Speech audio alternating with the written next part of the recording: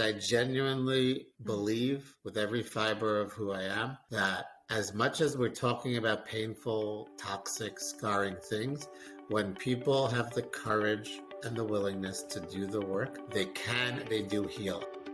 Welcome to Hope to Recharge podcast. Thank you for joining me here again today. Every week we meet here to break the stigma around mental health and to bring you insight and inspiration and lots of practical tips from personal stories or professionals around the world that share how they turn their journey of mental health into healing or to thriving. Together we will break the stigma one story at a time. In mental health, together is always better. Thank you for joining me here today. I'm your host, Matana. Let's get started.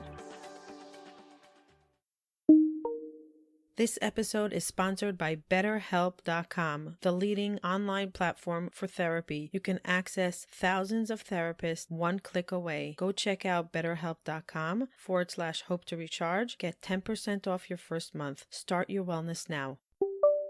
In this episode of the Hope to Recharge podcast, we welcome Mordechai Salzberg. Mordechai is an LCSW and has over 20 years of experience as a clinical social worker, currently in his Brooklyn-based private practice. Since graduating in 2001, he has worked extensively in the areas of trauma. His practice focuses primarily on sexual trauma and sex addiction, particularly in the Hasidic community, a community he grew up adjacent to, leading to cultural fluency in its unique practices and belief systems. He has also worked extensively in Jewish education, teaching both adults and children. In this controversial episode, Mordechai discusses the hushed secrecy surrounding sexual knowledge, sexual abuse, and sexual addiction, which harms children and families in the community. His goal as a sexual addiction therapist, working primarily with Chasidic Jews, is to heal, empower, and make others aware of the challenges that are faced. Due to its extremely private nature, the Hasidic community has an extreme level of secrecy, and the topics are simply not discussed. Although controversial, Mordechai opens the door to a world rarely seen or heard from, and discusses the victims of sexual assault and abuse from his years of experience in private practice. Mordechai's goal is to end and break the cycle of shame and abuse for those assaulted by people they trust. And now your host for the Hope to Recharge podcast, Matana.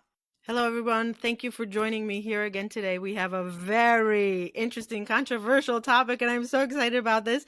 I actually reached out to our guest a while ago when I first started, and I said, would you be on our podcast? And he's like, I'll think about it. He was very busy. His practice really became very popular. Unfortunately, for a very sad reason, it became popular, but he's helping tremendous amount of people in the extreme Orthodox world, in the Chasidic world, and we're going to hear more about his work. Mordechai Salzberg, thank you for joining me here. Thanks so much for having me. I am very excited I was able to find the time to do it. So a lot of your patients actually became our avid followers of our podcast. So thank you for the referrals. And I always say you can see a therapist even 2 hours a week, but what happens to the hundreds of hours in between when you're struggling and you can't get through? So that's what podcasts are for, and YouTube and articles, to get us through the very difficult moments in between sessions. Because I know as a client of many therapists, I would look at that clock and I would say, oh my God, I have only 3 more minutes left, and now I have to wait a week. And sometimes it's right before you crack open something major and you just have to hold on. So those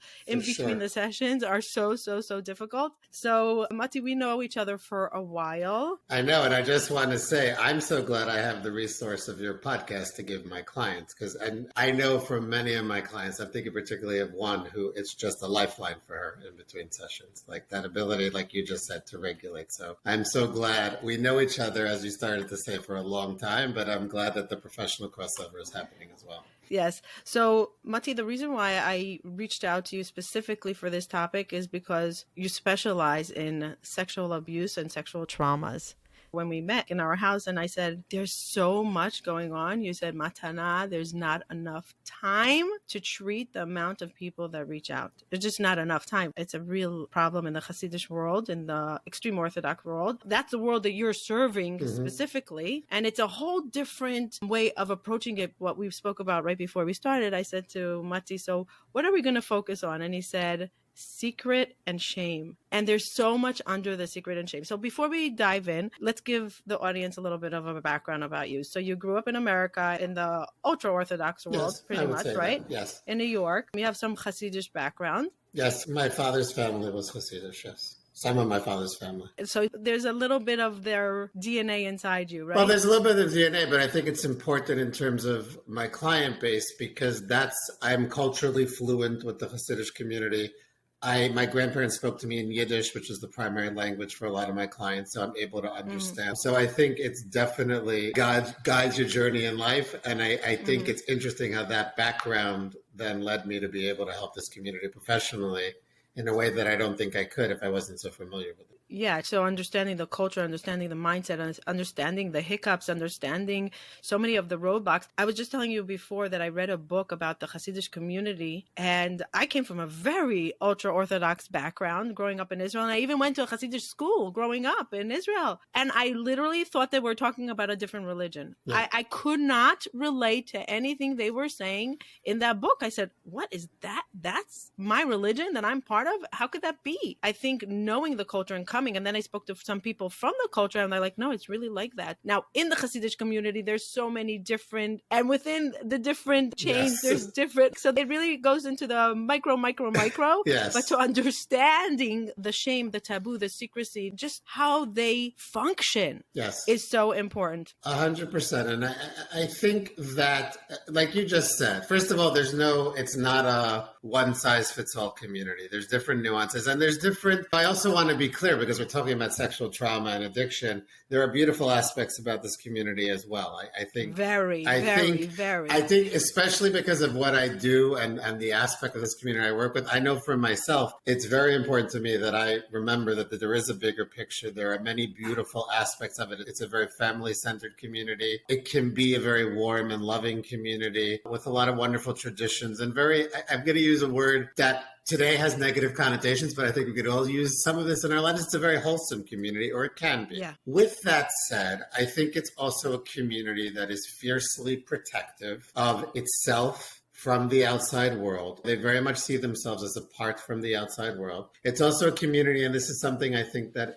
I realize as I work more and more with it is really important to understand them. It's a community in America and in Israel that is really steeped and based in one of the worst, if not the worst, historical traumas of all time, the Holocaust. Right. And it's very much a reaction to that. And if you have a community of people who arrived after they were literally horribly slaughtered for who they were, they by definition look at the outside world with a lot of distrust, which actually makes sense given their experience. And I think because of that, it can be a very rigid community, and it can be a community with a lot of fear around information and perception of what people will think of us if information gets out. And so what happens, and this is the dark side of that, is two things. Number one, sex and sexuality, which I think any religious community, honestly, the world at large. Exactly. I want to say it's not even like in general, like we're getting better with it in the last 10 years or 15 years, 20 years.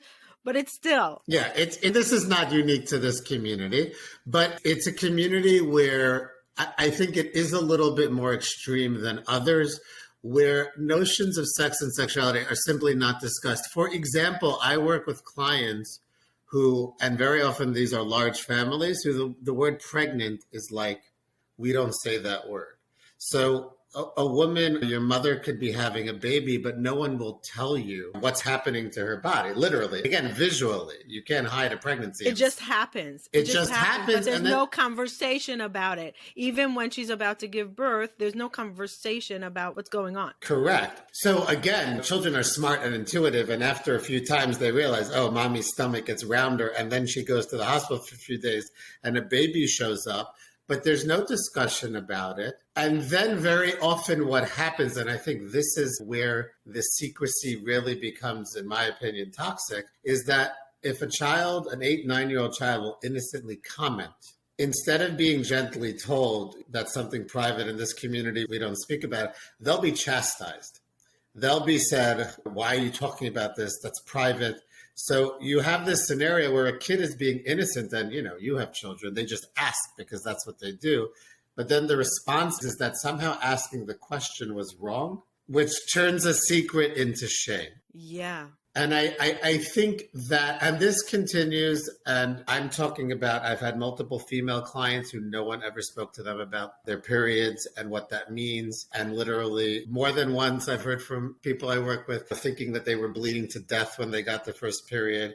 And then even after that experience, being handed, what pads, but no one talking to them about it and what it means. Right. The boys. It also happens in other communities. No, 100%. I'm just saying it's very common in the Chasidic community, Yeah. but it happens in other communities as well. But it's something that they're used to, that no one talks to them about. No one talks about it. I think for the boys, so the Hasidic community is very much steeped in a culture of holiness, and that would include trying to avoid masturbation. But again, I want to be clear, and I think I'm glad you keep pointing this out. We're not here to judge a community. Like I said at the beginning, there are beautiful things about the community. Right.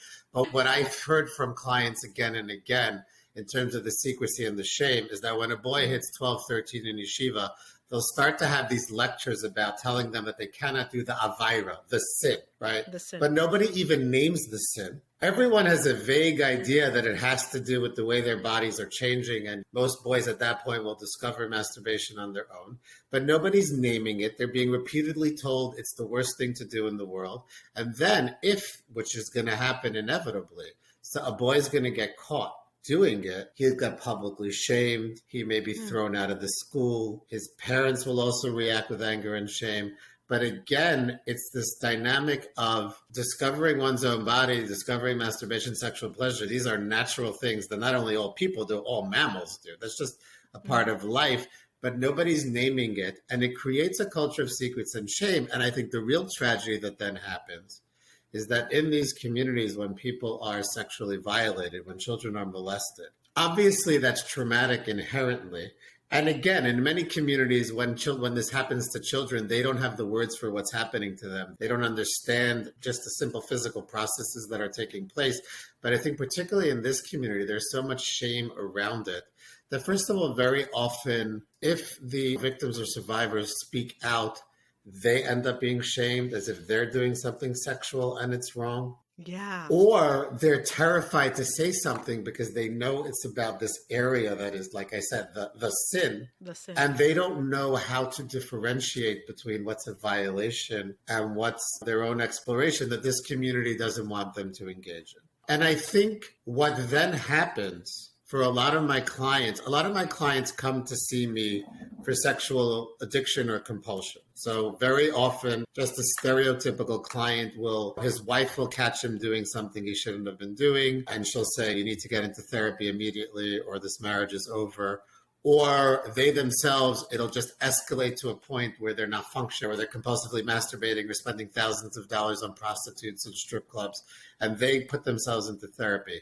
I want to tell one statistic and something that I find so heartbreaking. The statistic is that at this point of the male clients I treat for sexual addiction and compulsion have been molested in their childhood. It's not an anecdote, it's a statistic in a small practice. It's not a scientific study. And my understanding of that and the clinical understanding of that is that there's this cycle of shame and reenactment. And in general, sexual molestation of children is so damaging because it's not what people sometimes stereotypically think it is, where a total stranger grabs a kid, God forbid, in a back alley and holds them down and rapes them. That's the very rare version. That does happen, but that's not typically what happens. What typically happens is that someone close to the kid pays them attention, makes them feel special and loved, and then slowly but surely crosses that boundary into sexual violation.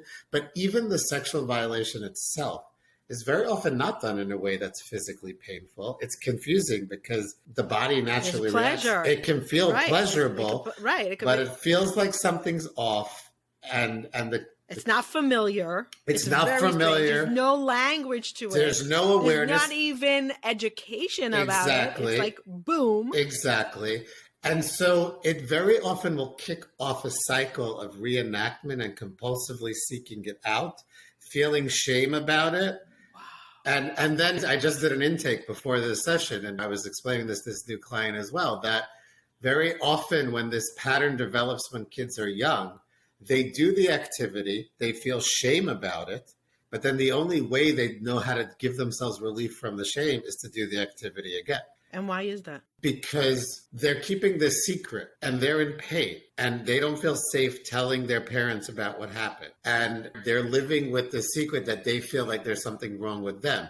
And then they discover that, wait, I can produce this physical sensation of well-being and pleasure in my body. Great. Let me medicate it. So they do it again, but then they feel shame. But how do I deal with the shame? Oh, let me do this again. And that is, I'm oversimplifying, but very often that's how the compulsion develops. But what's heartbreaking, what I often hear in my office, and this is about secrets and shame, and why I think it's so important that all communities, and it really starts with families, all parents, really break the taboo of shame around talking about sex and even sexual pleasure. Things that I know, I'm a parent too. These are not easy things to talk to your children about. Forget about shame. How about break the taboo that it's okay, that we're welcoming the conversation, not shame.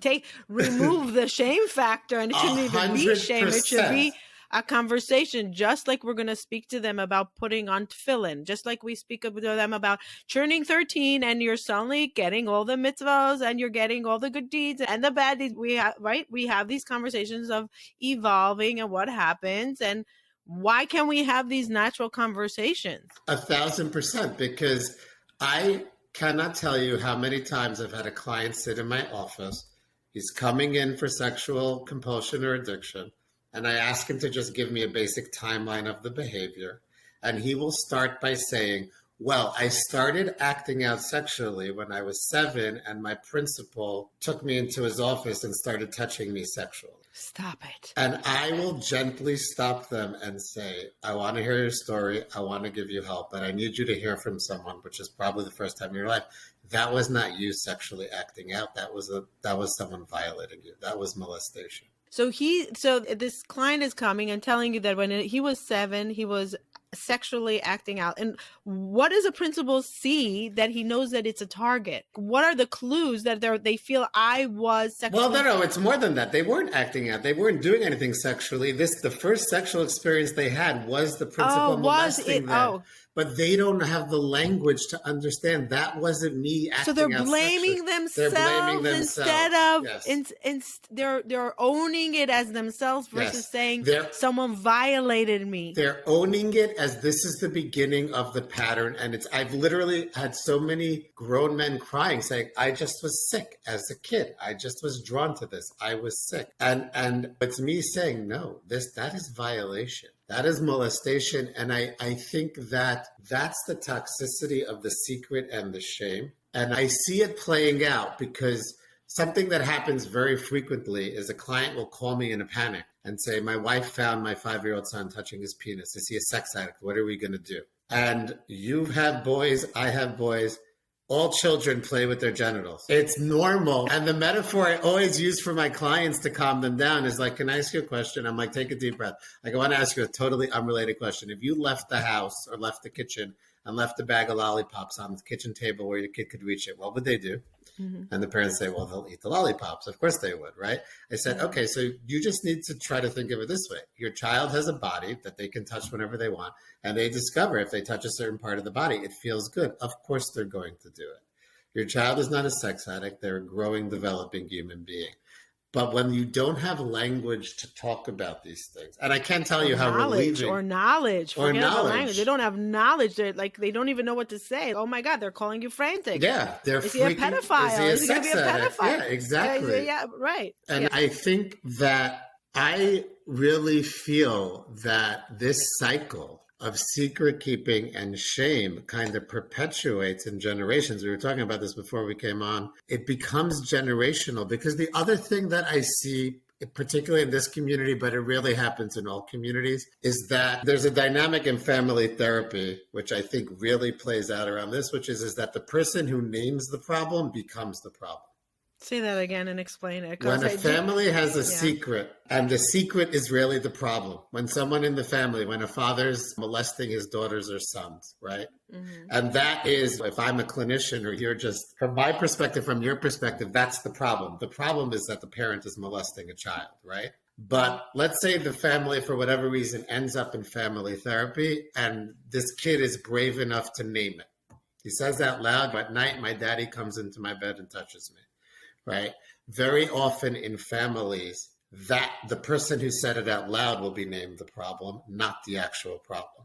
So instead of dealing with the you can't have a parent molesting a child. What does that mean? Parent needs to get out of the house, get treatment, etc. The kid will be, you're the problem because you named it. You said, if you would have just kept your mouth shut, this family would be okay. If you wouldn't have spoken about it, this family would be okay. And that's a very known dynamic in family therapy. And it's always important for a therapist working with the family to keep saying again and again, it's not the person who said the problem out loud that's the problem. It's the problem that's the problem. But what I see very often with my clients is that even when they come into treatment, even when they're working on themselves at great expense, therapy ain't cheap, great commitment of time. Most of my clients are in therapy once a week. They're going to 12-step meetings for the addiction 3 to 4 times a week. Centers sometimes like inpatient. centers. Their wives are in therapy. I have group therapy. They're still shamed. They still have to keep a secret. Now the secret is that they're getting help for the problem. And very often, if they go to their families, their parents, or if the community at large would find out that they're in treatment, they'll be shamed for being in treatment. And I want to just touch upon something you said before. You said if the child wouldn't say, my father is touching me at night, like calling it out, the family would be okay. What does that mean, the family would be okay? What happens to the family? Well, the family is not okay, but if families in the family's mind, as long as nobody's talking about it, we're okay. We look good. To the outside world, we look like a healthy, nice family. So there's no problem here. But what's the danger? Well, the danger is that the danger to the family is that one of their children is being molested by a parent, and that is obviously No. I'm saying society. What are they afraid of? What is the family afraid of that they say the family's in danger? Now we're not perfect. The family is afraid of, and particularly in the Hasidic community, if we're talking about it, that if word gets out that this is a family where the father molested a child, that the children won't find matches when it comes time for them to get married. The family will be blacklisted in the community. This is a community that's very much about the community. So what synagogue you belong to, how nice your weddings are, what grand rabbi you follow. And if this family is allowed to deal with the real problem, which is obviously sexual violation of a child, they will pay a price because they're not looking the part anymore. They don't fit the narrative that the community feels it needs to have. And there will be a price that they will pay. And so very often there's more of an emphasis on keeping the secret than the well-being of the people in the family or the community. And the people who say the secret out loud, they become the problem.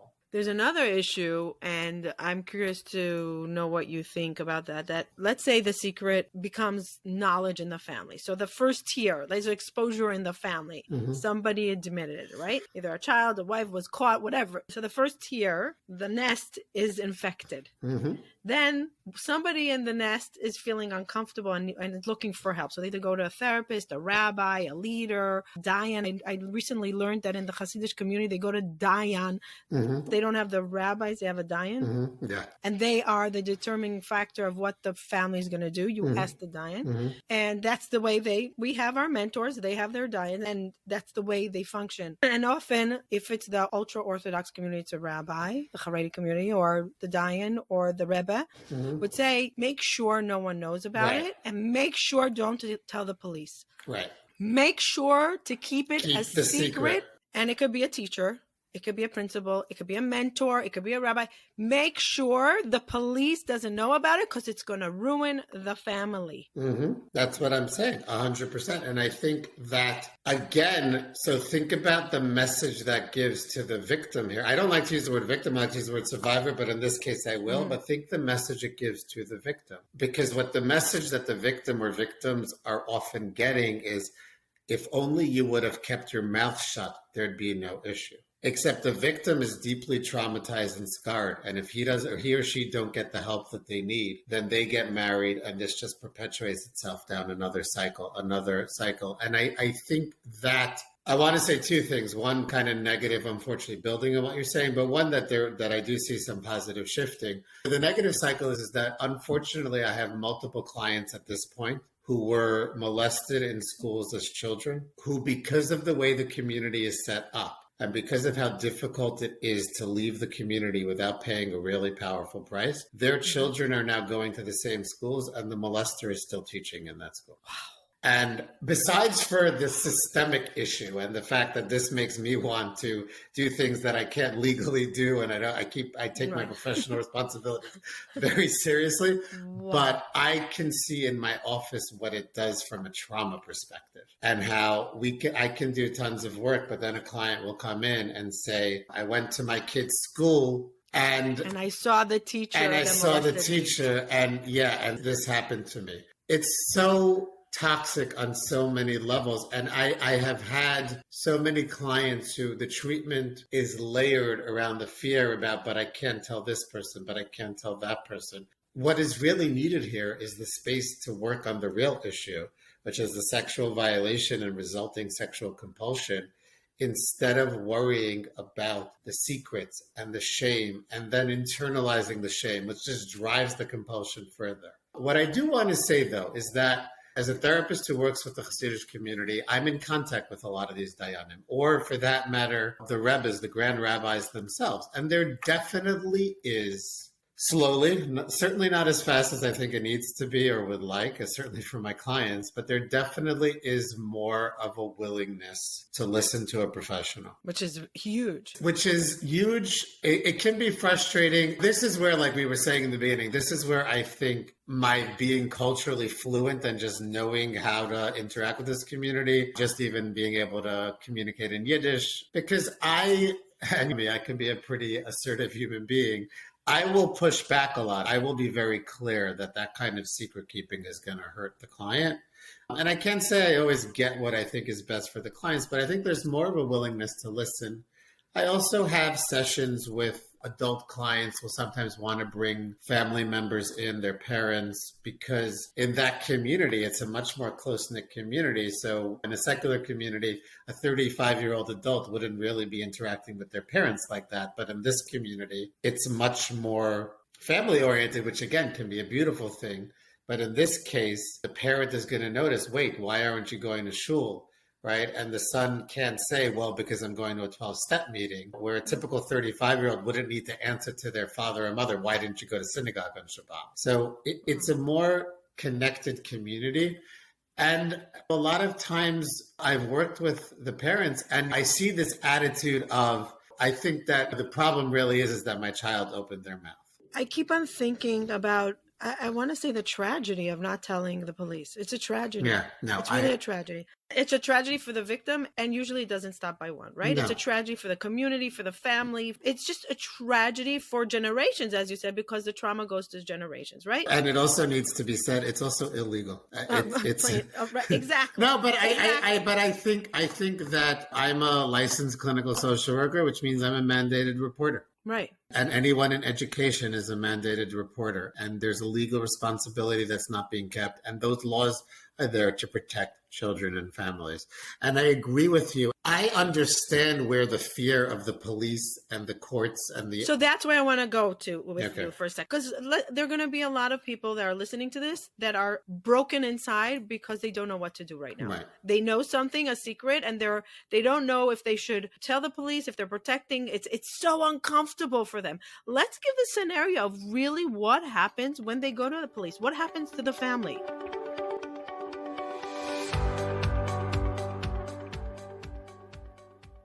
Do you sometimes feel stuck? Do you wish you can be somewhere else? Do you have a vision of where you want to get to, but you just don't know what the first step to take in order to get to that life that you're dreaming of? Many people ask me, what did I do in order to create this wellness that I'm living in? How did I shift from deep depression, from extreme anxiety to a thriving life, to a productive life, to a life full of joy? I put many things into practice, and it's every single day. Many of you know that it's gratitude, a healthy mindset, boundaries, self-love, and one of the most important things that many people don't speak about, forgiveness. Self-forgiveness and forgiveness to others. Essential for healing. If you want to work one-on-one with me in order to move forward towards that dream life that you have a vision of, click the link below in the show notes. It's a custom-made program for you, one-on-one with me. We will develop a concrete program that you can implement in your life so you can create a better well-being. Click the link below. Looking forward to working with you. So that's where I want to go to with you for a second, because there are going to be a lot of people that are listening to this that are broken inside because they don't know what to do right now. They know something, a secret, and they don't know if they should tell the police, if they're protecting. It's so uncomfortable for them. Let's give the scenario of really what happens when they go to the police. What happens to the family? So I want to take a step back because I'm a trauma therapist first and foremost. I'm a mandated reporter, but I'm a trauma therapist. I think the first thing I want to say as clearly as possible to anyone listening to this grappling with that is that your first responsibility is to heal yourself. And so the first thing I would do is get a therapist by hook or by crook. And by the way, that's not easy either. Right. In the Chasidic community. It's getting a little bit better. It's getting better and easier. There's who to ask and where to get the information, which like 15 years ago was probably impossible. Right. It's still uncomfortable, but there's a way. Yeah. But your first responsibility is to yourself. I'm talking about if this is an adult person who was putting together what happened to them as a child.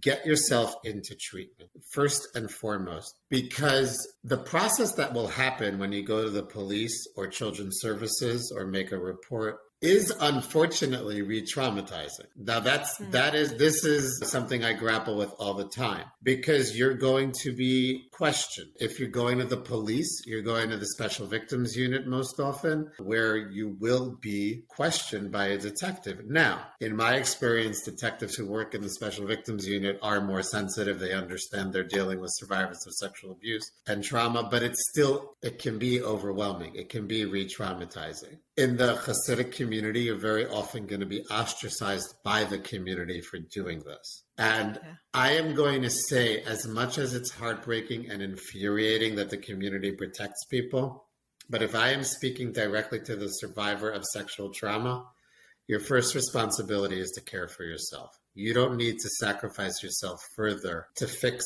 a problem that is not yours, it's the community's. But what if it's not you? So if it's not you, it's complicated because I want to speak to one other group right now, which is parents. Yeah, that's what I wanted to say. Right, parents. If you're a parent and you find out something happened in your child's school, two things. Number one, believe your child.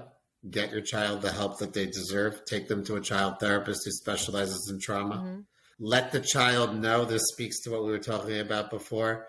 Do everything you can to give your child the message, I'm so glad you came to me. You mm-hmm. can always come to me.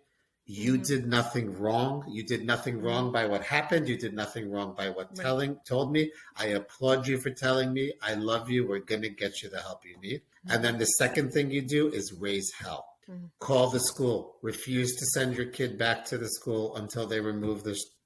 But what if it's allegations? Is there ever allegations or not? So listen. I'm just saying, can you imagine like somebody just hates a rabbi and they say he touched me and they're like, there's no evidence. Do we go and look into it? Do we first fire the rabbi and then, or the teacher or the principal or the mentor? And then we go look and we said, oh, oops. I want to say a few things to that. Is it possible that this will happen? Yes. Especially in our world, we hear it all the time. Like they know that it's a treasure. You know what I'm saying? But I want to say to you something that in my experience, I actually don't know any time that happened. And I think that the risk of not saying something is greater. And I also think that there needs to be a protocol. If a credible allegation comes forward, you don't need to fire people. Remove whoever this person is from being around children. Suspend them with pay. This is not because I agree with you. We could have a whole other podcast about cancel culture and what the toxic effects of that are. Right. I'm not talking about canceling people. I'm talking about the safety of children. So if a credible thing comes forward, you investigate. And I think as part of the investigation, that person should be kept out of not working with children directly on the 1%, 5% chance that there's actually harm going on. In my experience, allegations that are not credible fall apart pretty quickly. But I don't know of any story, certainly in the Jewish community, where someone came forward with something that kind of blew up into one of these scandals that fly around on WhatsApp and Instagram and Twitter, that it didn't turn out where there was smoke, there was fire. And on the contrary, I also know many wonderful educators, therapists, youth workers. No one's ever made any allegations against. And I think that's something I think about too. Right. And it could be that it's not a sexual allegation, but there is something that is hurting a child, and maybe, or there's something. Well, my point about false allegations is, I'll speak for myself, right? I worked in education for 10 years, and now I'm working with therapy, right? I've never had anything against me. Now, I know the truth of it is because, thank God, I would never do that, right? But my point just is that it doesn't tend to happen against people that something is not off about. I hear that. And I think a child needs to be believed and taken seriously. And for sure. To for circle sure, back to and never shame a child for coming to you. So this, I think, is something that we talk about secrets and shame. If you are going to treat the child coming forward or the adult coming forward as you're the problem, why did you say this? What's wrong with you? You are perpetuating the cycle. You are just continuing to create the secrecy and the shame and the lack of information, and it's just going to go down another generation. I tell my clients who are doing incredibly courageous, brave work, and when very often they want to throw their hands up in the air, it's too painful, it's too hard, they're up against too much. And I always say to them, I want you to think about the fact that this work you're doing, it's not just for you. You are shifting the trajectory of your family for generations. Yes. And the society, because each one that's breaking 100%. A little bit more, they're getting the society used to the fact, oh, it's not the first allegation that came out was like, oh my God. And then the second, and then it became a little bit like something that we get used to. So it's terrible, but that shock value, like that reaction is not so. Each person that breaks it a little bit more is changing what needs to be changed. 100%. And in a very good society. As you said, they're wholesome. There's something so special. And I know that, for example, when I told this story of when I have clients whose child starts touching their genitals, that opens up a whole conversation with between me and my clients, which is, oh, you're right. And I need to figure out how I'm going to talk to my kids about puberty and sex, which they did not experience. Very often in these communities, there is no sex education. And particularly the women get married with zero sexual knowledge. I'm stereotyping, and not every situation is like this. But in this community, I find a lot. The women are not given the information by parents, teachers, and girls tend to be more obedient, or are socialized to be more obedient. Yeah, very socialized, programmed. Yes. Yes, programmed, I think is a better word. Programmed to be more obedient. So they're not going to look outside the community. So they come into... They don't even think that there's anything wrong. They think this is my job. And I don't want to say they, because it's not okay that I'm saying they. I'm saying women, female. And I was also, I was one of those that was very, very naive with the programming until I said, wait, this doesn't make sense. I was much older before I got married. I did my reprogramming and I said, oh my God, this doesn't make sense. Something is just wrong. Now, I had the guts. Many women don't have the guts to even think outside, or they don't even know that they don't know that they don't know. And I'm talking about women getting married without a basic 4th or 5th grade level awareness of their own anatomy or the mechanics of sex. Yes. And then the men who are not programmed or socialized to be so obedient. So they're not getting it in a healthy, loving, safe way. They're getting it through images of porn or one teen to another. And they come in with very distorted, unhealthy ideas about sexuality, and it creates a disaster. And again, if we're talking about what the real problem is, I don't think the problem is certainly not the program to not know anything girl, but even the guy who just did what they're doing. I think the problem is a community that hasn't learned to talk about sexual development and sexuality and pleasure, even, as you said before. And again, and I'm always careful with my clients, I'm not here to disrespect your community's values. If you want to talk to your child about masturbation in a framework of we aspire to be holy and try to not do this, that's fine. But say that to your kid. Don't send him into a classroom where someone's going to scream at him about the sin and make him feel like they're going to burn in hell. Exactly. So and there's a lot of demons that come down that are going to burn the family every time they masturbate. And this really is what is told. We're not making it up. No, you're not. No, you're not. That's exactly it. So then sit your child down, talk about the changes in their body, talk about what they're going to find themselves having an urge to do. And one thing I always stress, the urge, the desire, the curiosity is normal. And when I don't even want, it doesn't even need to be healthy. It's developmentally appropriate. If you give me as a clinician a 12-year-old boy who's not interested in sex, that's a problem. Then there's something that needs to be looked at there, why the normal sexual development of an adolescent male is not taking place. How do we really bridge the gap between the sin and the beauty and the must and the responsibility? There's such confusion about it. And where do I come into the place of how I feel about it? Where is it? Right. I completely agree. And I think it starts with stopping to keep secrets. I don't have a simple solution. You just threw a lot of challenges at anyone in these communities. But I do think it starts with being able to talk about it. My kids know what I do for a living. They know their father deals with sex addiction. So I knew they knew. And I remember one of my sons was like, really? We're going to do this? And of course, he was mortified. I said, simply because I want you to know that we can talk about this. Yeah. I'm not here to give you information because I know you know the information. I'm not stupid. Right. But I want to create. And also from early on, Mati, when there's some kids that ask when they're 5, when they're curious kids. So it doesn't mean you have to feed them the information at 5-year-old and say, okay, fine, let me just tell you everything about sexuality and the evil and the bad and the scary and whatever. But meet the child where they're coming. If they're asking at 4 or 5, don't say, oh, we don't talk about it now. You don't have to do it. And don't lie to them. That is a phrase, we don't talk about it, that I want to tell every parent listening now. You want to save yourself thousands of dollars in therapy down the road? Never tell that to your child. Or you're not old enough to understand it. Even that is not as bad. We don't talk about that. Is the seed, is the planting of shame and secrecy. Because a kid who hears that is going to say to him or herself, oh, so this is something I need to keep for myself. And then the next time something happens, they're not going to be, all kids start out unfiltered. All kids are naturally unfiltered. Curious. And then we teach them how to be shamed and whatever, so they stop asking. They stop asking and they stop telling people things.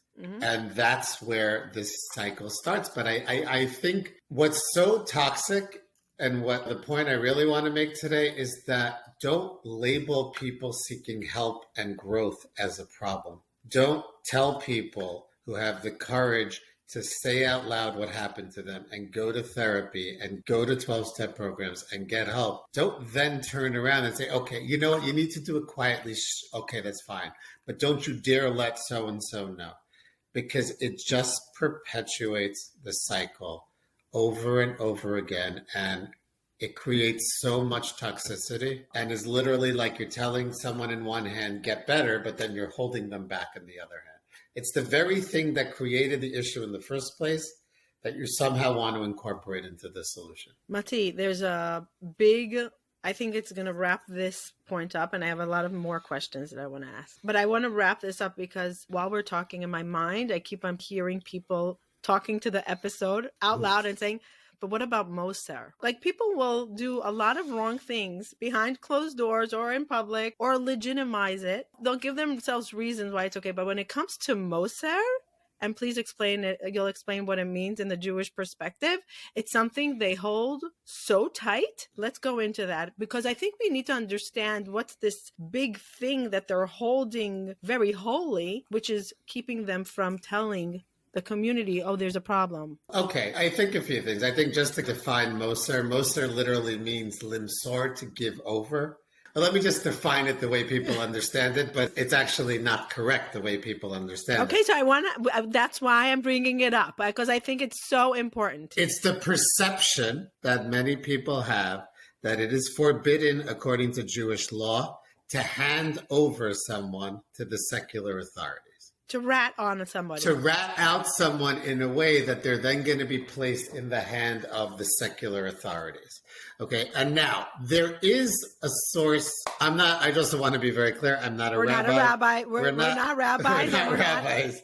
But here's what I do know as a pretty educated professional and Jew. There does exist such a concept in Jewish law. But there are two things that I think people need to know about this and why I very strongly feel. And as far as I know, by the way, any legitimate mainstream Orthodox rabbi will agree with what I'm about to say.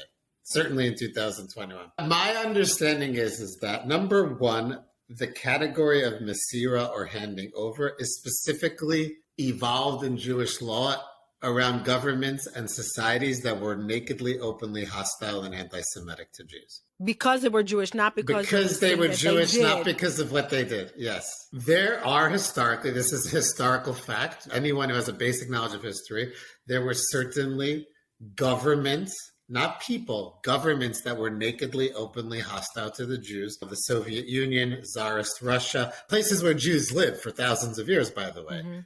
Inquisition era Spain, obviously Nazi Germany, right? And in those communities, if a Jew was handed over to the authorities, there was a genuine risk and fear that they would be treated not for the action they took or didn't take, but they would be treated according to a whole different set of standards that were much harsher based on blatant anti-Semitism. And that is my understanding of the origin of the concept of Moser or Mesira, not to give over people to the authorities. With that said, there are many issues and challenges of being Jewish in America, but governmental anti-Semitism is not one of them, right? This is a country where arguably for the first time since the diaspora, where legally Jews are afforded the same protection as everyone else, where if an anti-Semitic event happens, and yes, there is increasing anti-Semitism, I'm not minimizing that, but the reality is anytime there is something, every government official comes out against it. The police response is against it. So in terms of the instruments of the state, so to speak, we are not living in a society where it's reasonable to say, in my opinion, but I think it's a reasonable opinion, that as a Jew, I'm going to be treated differently by the criminal justice system in America. That just doesn't hold water. I think that's number one. But what's the perception of what the people, average 25-year-old that says, oh, I don't want to be a Moser. I don't think they know what you know about. Exactly. I think they're just saying, oh, you're not allowed to destroy a family and you're not allowed to tell on them that they will bring destruction. So exactly. And I think I want to say to that point, and this gets back to something I said at the beginning, which is in the Hasidic community, especially though, if it's a community that developed in response to the trauma of the Holocaust, trauma gets transmitted generationally. And I do think, this may sound like I'm putting down the community. I'm not. I'm understanding the community.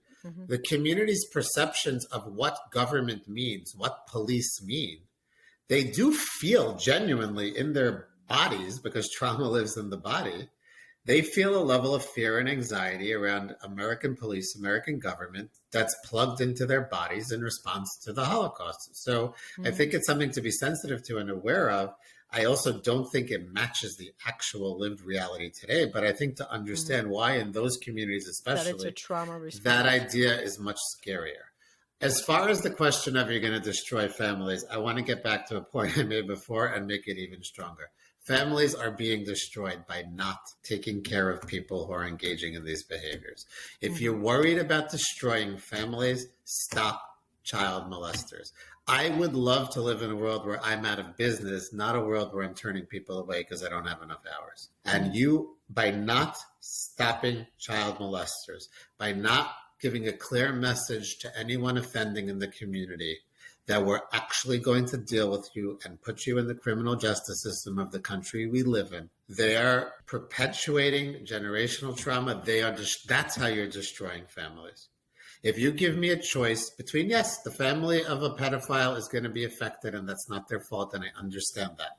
But if you give me a choice between putting a pedophile who's molested dozens of children behind bars, getting him out of a school, getting him out of a camp, and knowing that that ends there, then I'm thinking of the hundreds, maybe thousands of children who will not be damaged and the families that will not be damaged. And the last point I want to make is that along with this principle of Moser, of not handing over, there's another principle, also very prominent in Jewish law, called Dina de Malchuta Dina, that the laws of the country you're living in are the laws. We are bound, according to Jewish law, by the laws of the society we find ourselves in. And in American law, if somebody knows that there is an offender in a school, legally they are required to report it. Legally, they are required to remove that person from the situation. That is also a Jewish law. So it's a very one-sided, narrow-based, not appropriate, in my opinion. And again, for as far as I know, many mainstream rabbis agree with me to say, well, Moser, because that's simply not true. And I will tell you right now. Do you hear it often in your... I hear it. Well, I'm dealing with the survivors, so they are angry and they would want this to happen. But I hear it in terms of knowing that it doesn't happen. But I want to make a point, because very often these institutions will say, we can't report the Meister, but don't worry, we'll take care of it. We'll fire him. We'll take care of it. And I just want to say... And it happens a lot. And this is... And if I'm emotional and I get angry, it's because of what I see. BS. I'll say it that way. It doesn't happen. They'll paper it over. They'll make promises. You mean they don't take care of it? They don't take care of it. They will tell people that they'll remove the guy from the school. They'll remove him for a year. The story will blow over. The guy will be back in the school. I know of stories, I don't want to give details because of confidentiality, where parents finally said enough and tried to pressure the school into removing it. And the families that were pressuring started to get ostracized. I'm thinking of one story where the families actually pushed back. And in the end, they got the point person out of the school. And I think the principal was fired, but at enormous pain and cost. For what reason? Why are we protecting pedophiles? You want to talk about destroying families? I'm also opposed to destroying families. Pedophiles destroy families. Getting rid of pedophiles, getting rid of molesters from schools it doesn't destroy families, it saves families. I hear you, but I want to give a little bit of empathy here. I agree with you 1,000%, but I also want to give empathy to the families that don't have the tools. 100%. How? They're just stuck and they don't know how, and the fear of I'm going to be kicked out of the community, we're going to lose our jobs, I need to move a different school, I might have to move countries, cities, and this happens. I spoke to a woman that her daughter was molested and she went to the school and she made a rah. She needed to move the community because no one spoke to her. She needed to move. 1,000%. And I'm so glad you brought that up again, because that's the point I said before. If I'm talking to the family dealing with this, your first responsibility is to yourself. I'm talking to the community at large. My rant before. No, 100%. But they're stuck between a rock and a hard place. 100%. And the first thing the more important thing to do is get the help and healing you need. And I would never say to someone whose child was molested or they themselves were molested, I would never say, how could you allow? Absolutely not. You are allowed to 100%. I think this is for leaders, for mentors, for educators. 100%. Take action and invite and say, we are welcoming you to come forward. Just like we welcome our children to talk to us about anything. Tell the school members, come talk to us. 1,000%. And honestly, again, and if I'm talking to the school leaders and the community leaders, follow the damn law. Yeah. I mandated reporting exists, and it's not perfect, and I understand that, and we could have a conversation about the imperfections of it, but it is the law. Follow the law. That's it. But certainly you're so right, and I'm actually really glad you brought it up, because the last thing I would want is a family dealing with this to feel like, oh my gosh, I need to blow up my life when I've already gone through the trauma of the violation. No, you take care of yourself.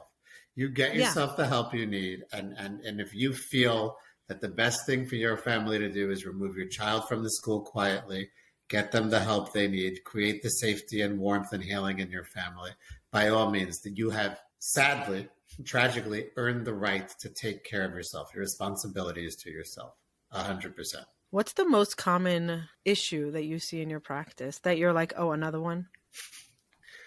What doesn't surprise you anymore? Nothing. I mean, at this point, I think nothing surprises me. Really, I know that sounds facetious. The common thing I see again and again is a marriage, and two individuals, very often parents, destroyed by compulsive sexual behavior with no insight as to why it's happening, where it started, and how to heal from it. But on a hopeful note. Yeah, I was going to say to you, let's give a little bit of hope. Let's see the clients. So they come broken, the family's broken, the marriage is broken, or the parents are not talking to the child because they're so ashamed. There's a lot of brokenness and fear and shame and sadness and grief, a lot of grief, right? A tremendous amount of grief. 1,000%. But I couldn't do what I do if I didn't have the hope, because what I see. I asked you, I say to you, Mati, how do you hear all these heartbreaking stories? And the answer is because what I've seen again and again is the bravery and the beauty of my clients picking themselves up, growing and healing in ways that they never thought possible, that just tapping into human resilience, human growth, human vulnerability, and completely changing themselves. Completely. I run group therapy, and it cycles on and off, but the group I've had now is running for a pretty long time. And it's 7:30 Wednesday morning. So this means I'm getting up at 5:45 in the morning to drive to work. And they are also, that means they're dedicated to it. They are right? also.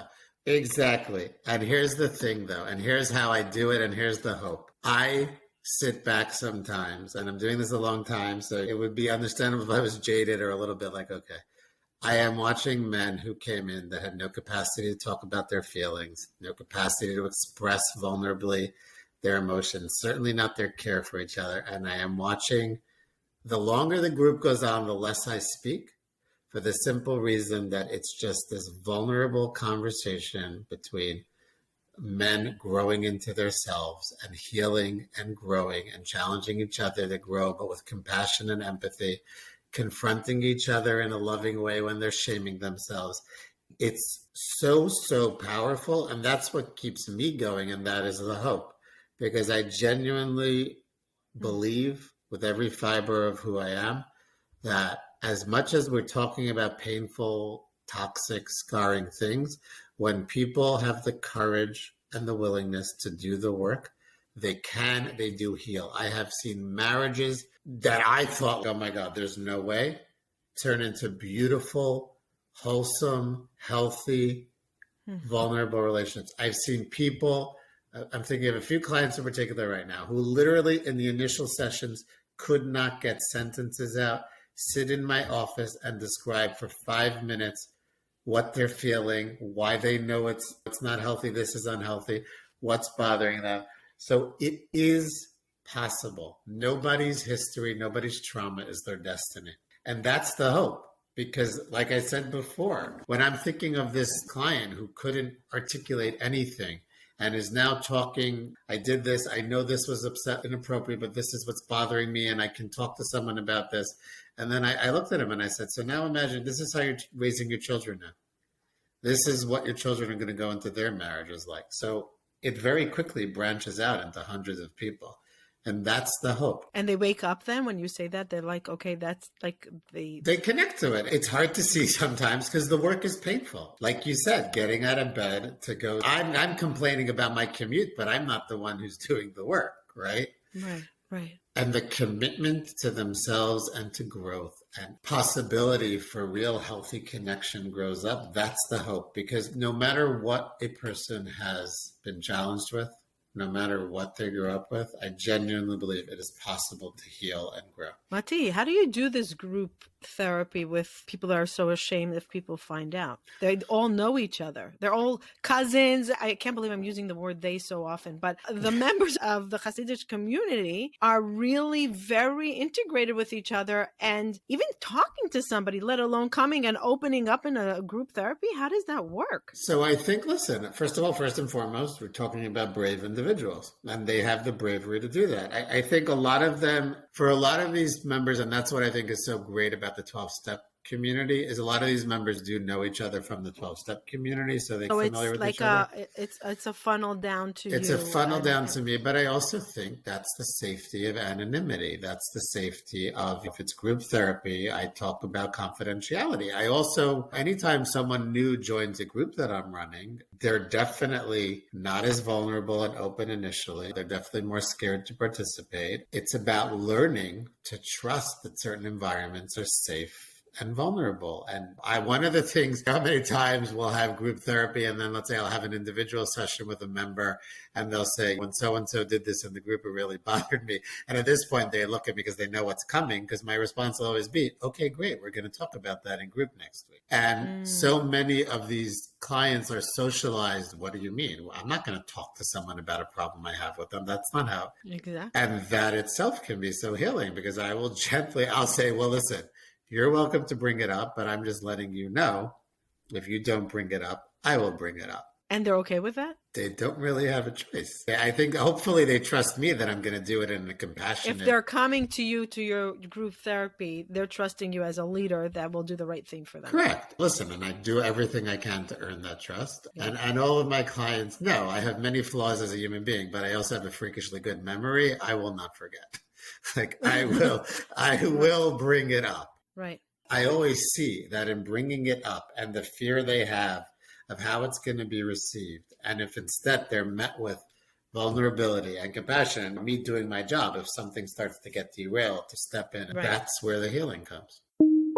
Okay, now I have a very controversial question that I'm going to be asking Mati, but because it's so controversial and I don't feel comfortable sharing it on an open episode, if you want to hear our next few minutes of our conversation, what I'm going to be asking Mati about things that I've been pondering on for a while, you can find the bonus episode. It's a few minutes for the price of a cup of coffee, and you can grab your own cup of coffee and join us. You can go to hopetorecharge.com/premium. That's hopetorecharge.com/premium. The link is also in the show notes, so you don't even have to type this out. So just go to the show notes. You'll have a link. It says premium content, the extra conversation, the controversial part of my conversation with Mati. Please come and join us. I just don't feel comfortable sharing this topic on a public episode, and it might be even triggering to some. If you're brave and if you're curious and if you want to know more, join us there. And if not, thank you for joining us. I hope this episode helped you. I hope that we inspired you to think bigger and in a healthier way. And I really hope that it gave comfort to those that are seeking comfort and clarity. Thank you, Mati, for joining me here. Thank you for being a part of this community. Thank you for sharing your wisdom, your hard work, and thank you for devoting your life to helping communities that need help with awareness and healing from these terrible traumas. Thank you. Where can people reach out to you? So my website is MordechaiSalzberg.com. Link in show notes. That would be the best place to reach out to me. And can someone go to group therapy if they're not your client? Typically they can, but it's also, I would definitely want to know that they are in therapy and would want to speak to their therapist. But I would need a sense of the clinical picture, but it's not a requirement per se that they're seeing me clinically. Do you work only with males? No, I see women as well and couple. But the women that are married to the sex addicts, or women that, is it just them surviving the relationship? The majority of women I work with are the spouses of, but I have worked with and I do work with a few female sex addicts themselves. Or victims. And yes, I've worked with a number of survivors of sexual abuse who are women, yes. Wow. And they're usually married with children, and it's just coming out later. I mean, that's typically my client, but it's funny. I'm just thinking now, and I never thought of it this way. The women that I've worked with are survivors of sexual assault. Actually, a lot of them had the bravery before to get off that trajectory of getting married. And like a lot of them. Oh, really? Yeah, which is actually a really interesting point that in my... I think 10, 15 years ago, it wouldn't happen. No, I know, but it's interesting. It just shows the shift that's happening in the world. Yeah, but in my practice, way more of the women I work with had the courage to step off that train than the men. Before they got married. To say, you know what, I don't feel healthy to get married the way I am with my history. I want to make sure that I heal before I choose the right partner for life. Yeah. Fascinating. It's an interesting, I never even paid attention to that. Thank you, everyone, for joining us. If you know anyone that might benefit from this episode, and I'm sure everybody knows someone, forward it. You might save a life. You might save a family. You might save generations. Thank you for joining, Mati. Thank you What a so much, fascinating conversation. Yes. We will do more. Okay, looking forward. Always fascinating to talk to you, and keep doing what you're doing, because awareness and being open to talking about it is where so much of the healing comes. Thank you. Bye till next time. All right, take care. Thank you for listening till the end. We highly appreciate all of our listeners. In Mental Health Together is Better, you being here means a tremendous amount to us. If you enjoyed this episode and you would like some extra boost of information and inspiration that is not on the podcast, you can go to our website, hopetorecharge.com. There's some premium content that for the cost of a cup of coffee, you can download some amazing information that will help you, a tool that will guide you through life. So don't skip a beat. Don't hesitate. Go to hopetorecharge.com and see what other offerings we have there for your mental health well-being. Thank you for joining us. And remember, if you enjoyed this and you want to say thank you, the best way of gratitude will be by you leaving a review or a comment or sharing this with a loved one. There is no greater form of gratitude for us. Thank you. Bye till next time.